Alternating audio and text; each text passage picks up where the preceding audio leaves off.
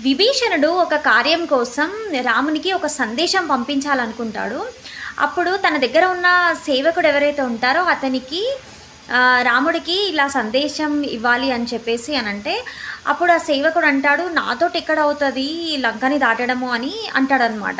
అప్పుడు విభీషణుడు ఏం చేస్తాడంటే ఒక పత్రం ఇచ్చి, "ఈ పత్రం నిన్ను లంకను దాటిస్తుంది. అక్కడికి వెళ్ళేంత వరకి నువ్వు ఈ పత్రాన్ని చూడవద్దు.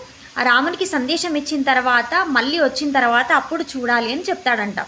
సరే అని చెప్పేసి ఆ సేవకుడు రాముడి దగ్గరికి వెళ్తూ లంకని దాటుతున్న సమయంలో ఆకాశంలో తనకి అనిపిస్తుందంట, అసలు ఈ దీంట్లో ఈ పత్రంలో ఏముంది అని చెప్పేసి అది తీసి చూస్తాడనమాట. చూస్తే శ్రీరామ అని ఉంటుందంట. ఓసి ఇంతేనా అని అనుకుంటాడో లేదో టక్కన సముద్రంలో పడిపోయాడంట.